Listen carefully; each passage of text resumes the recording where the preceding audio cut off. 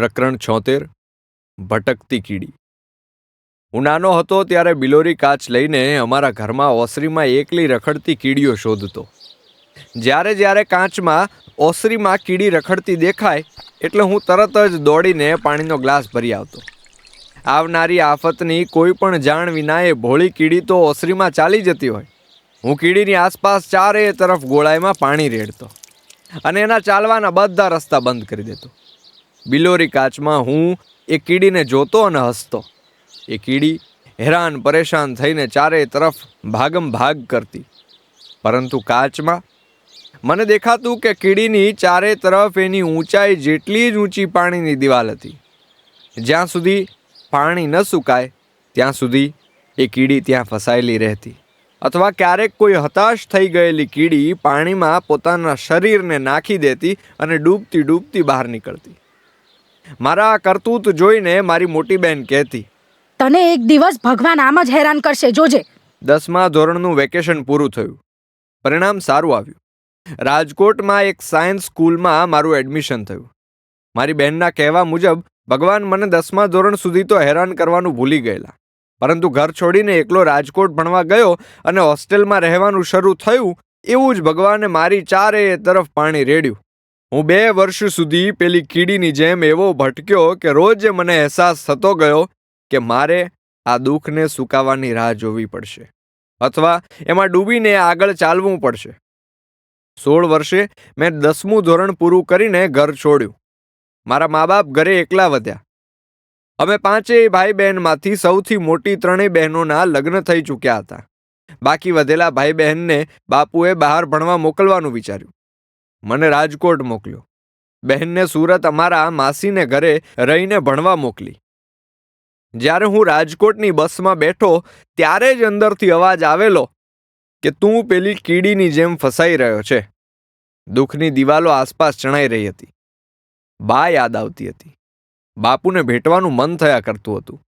ચારે કોર એકલતા ભરી હતી. હું કોઈને ઓળખતો ન હતો. કોઈ મને ઓળખતું ન હતું. એ વર્ષે વરસાદ થયો ન હતો. ખેતીમાં કશી પેદાશ ન હતી. મારી સાયન્સ સ્કૂલની ફી 90,000 હતી. મારા બાપુએ તેમના દોસ્તો પાસેથી ઉધાર રૂપિયા લીધા હતા. મારી હોસ્ટેલની રૂમના નાનકડા બેડ પર બેઠા બેઠા રોજ કલાકો સુધી હું વિચાર્યા કરતો કે મારા બાપુ આ 90,000નું દેવું કઈ રીતે ભરશે. ઉપરથી હોસ્ટેલમાં મને કોઈ બોલાવતું નહીં. કોઈ દોસ્ત એવું ન હતું કે જેની પાસે જઈને કહી શકાય કે મને મારી બા યાદ આવે છે. ઘરે ભાગી જવું છે. ખાવાનું ભાવતું નથી. ભણવામાં કશું સમજાતું નથી. એકલું લાગે છે. હોસ્ટેલની દિવાલો કૂદીને ઘરે ભાગી જવાનું મન થાય છે. પણ મારા બાપુએ ભરેલા 90,000 પાણીમાં નથી નાખવા. જેમ જેમ દિવસો ગયા એમ મારી આસપાસની દુઃખની દિવાલો જાણે મોટી થતી ગઈ. હોસ્ટેલમાંથી રવિવારે સાંજે 5 વાગ્યે બહાર નીકળવા દેતા. બહાર નીકળીને ક્યાં જવું? આખું રાજકોટ શહેર જાણે 16 વર્ષના બાળક પર રાડો નાખતું. હોસ્ટેલ બહાર એક અમરનાથ ડેરી નામની દુકાન હતી. એ દુકાન બહાર રૂપિયાના સિક્કા નાખીને ફોન થતો. હું સિક્કાઓનું આખું ખિસ્સું ભરીને ઘરે ફોન કરતો અને પછી બા બાપુ સાથે વાત કરતો. ડેરીનો માલિક મારા પર રાડો નાખતો, કારણ કે બીજા છોકરાઓ પણ પોતાના ઘરે ફોન કરવા લાઈનમાં ઊભા રહેતા. ઘરે વાત કરીને હું સીધો જ હોસ્ટેલના બાથરૂમમાં જતો અને પછી અંદર અંધારામાં ખૂબ રડતો. ઘર યાદ આવે. રામબાઈ યાદ આવે. બાળપણની પેલી વાર્તાઓ ભણતરના ભાર નીચે મરી ગઈ હતી. રામબાઈની ટપાલો મારી અંદર બળી ગઈ હતી. એક સમયે જે બાળક એ ગરડી ડોશીને લીધે સ્પેસ સાયન્ટિસ્ટ બની રહ્યો હતો એ જ બાળક હવે વિજ્ઞાનની જાડી ચોપડીઓના ભારમાં ગૂંગળામણ અનુભવી રહ્યો હતો. એકલતા કાતિલ હતી. હોસ્ટેલ જેલ જેવી હતી.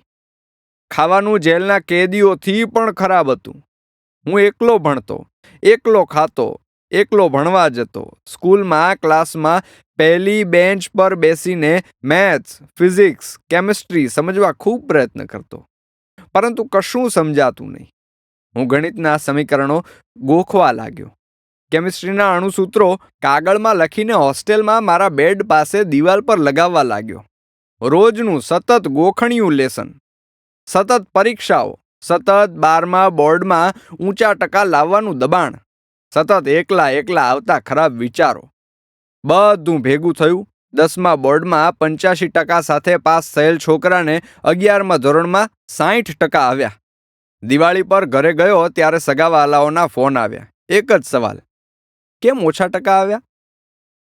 યુદ્ધમાં હારીને આવેલા સિપાહીને હારનું કારણ પૂછવામાં આવતું હોય અને સિપાહી વિચારતો હોય કે આના કરતાં તો ઘરે પાછો જ ન આવ્યો હોત તો સારું થાત.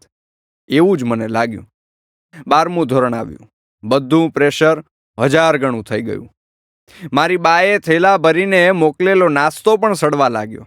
1-2 દોસ્ત બન્યા, પણ તે મારાથી હોશિયાર હતા એટલે તેમને જોઈને વધુ હતાશા નિરાશા આવી. હોસ્ટેલમાં 1-2 છોકરાઓ ગુંડાગીરી કરતા. દરેક ભોળા છોકરાને મા બેન સમી ગાળો દેતા. ક્યારેક વાંક વિના ઝઘડો કરીને મારતા. મને પણ એકવાર ગાળ પડી. મેં સામી ગાળ આપી. મને ગાલ પર મૂકો પડ્યો. હું ખૂબ રડ્યો. બધાએ મને સમજાવ્યો કે તારું ભણવાનું હરામ કરી નાખશે એ ગુંડા જેવી ટોળકી. હું ખૂબ ડરી ગયો. એ છોકરાઓનું ટોળું રોજે રાત્રે 3 વાગ્યે રૂમનું બારણું ખખડાવતું. હું અને મારા 3 રૂમ પાર્ટનર જાગી જતા. બારણું ખોલીએ તો એ ટોળી ભાગી ગઈ હોય. મારા 2 રૂમ પાર્ટનર કંટાળીને એ ટોળીમાં ભળી ગયા. ક્યારેક હું આખી રાત જાગતો, કારણ કે મારા જ રૂમમાં રહેતા છોકરાઓ વારંવાર મારું ગોદડું ખેંચી લે અથવા પંખો બંધ કરી દે. જ્યારે 12મા ધોરણની બોર્ડ પરીક્ષાને 2 મહિનાની વાર હતી ત્યારે પેલી કીડીની જેમ પાણીની દિવાલ અંદર ઘૂસવાનું સૂઝ્યું.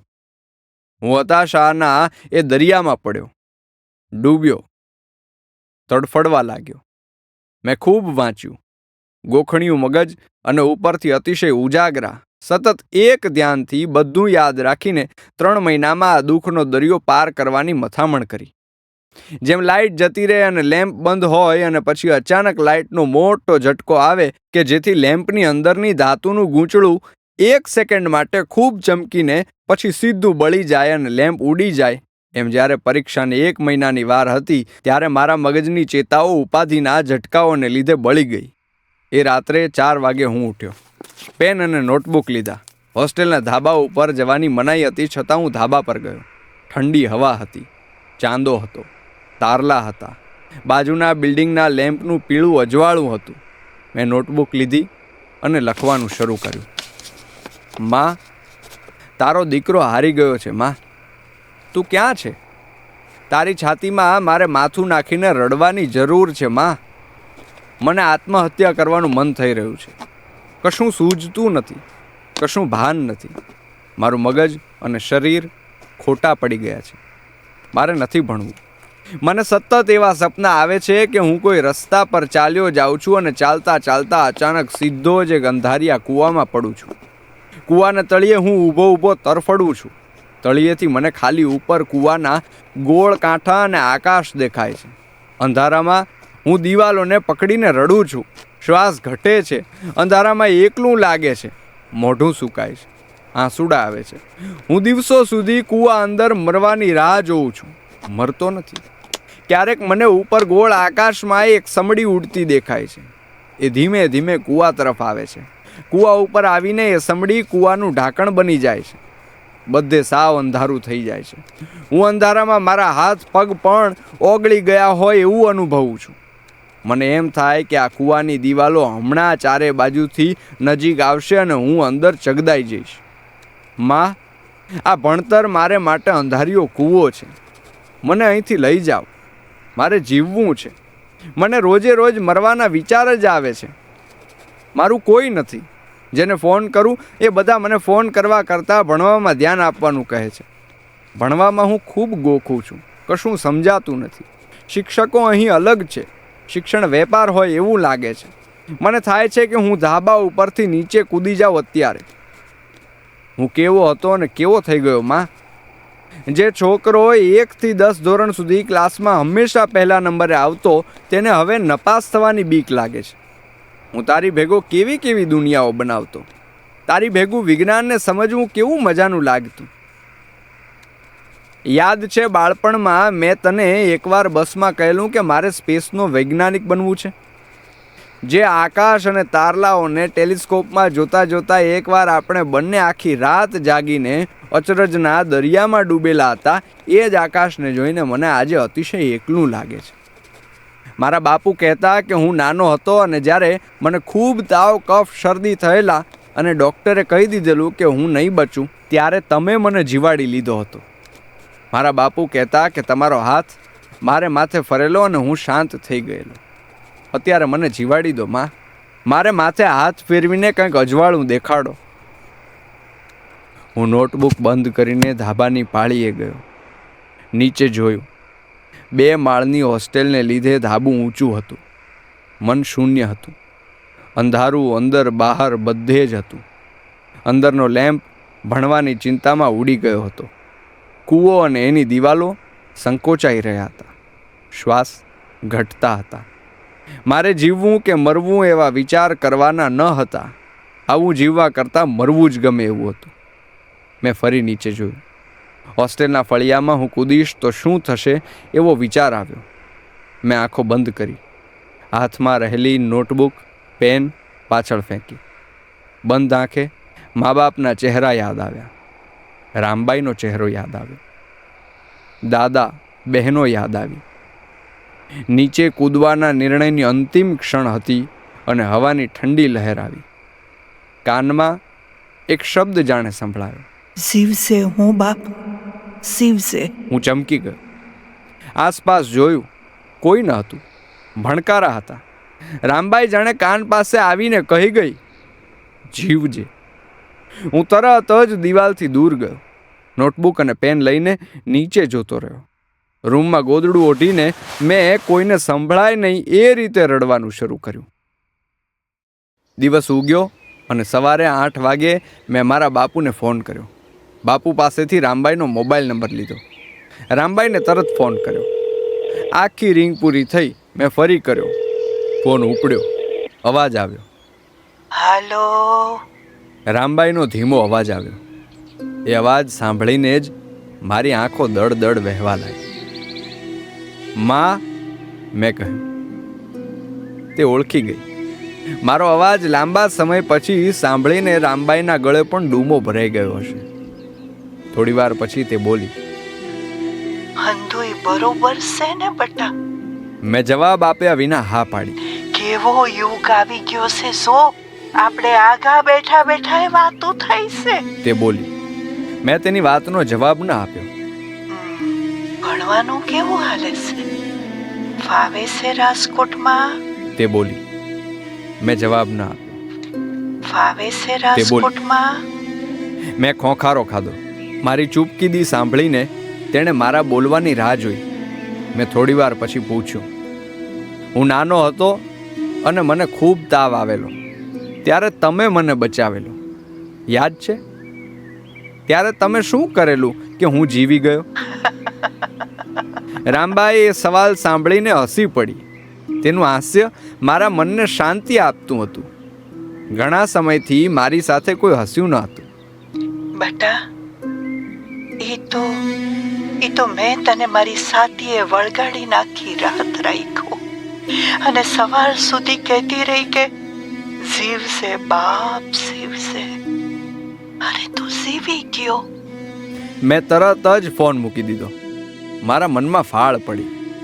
ગઈ રાત્રે પણ એવો જ અવાજ મારા કાનમાં ગૂંજ્યો હતો.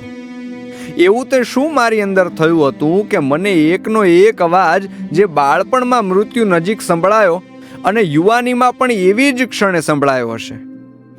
સાયન્સ ભણવા છતાં એ ઘટનાને હું ક્યારેય સમજી ન શક્યો. એ ફોન મૂક્યા પછી હું જીવવાનો હતો. અંધારું જતું રહ્યું હતું. કૂવો જતો રહ્યો હતો. અંદરથી મગજના તંતુઓમાં જાણે લાઈટ આવી હતી. રામ નામ મને તારે રાખતું હતું. કીડી પાણીમાંથી બહાર નીકળી ગઈ હતી. શિવસે બાપ, શિવસે.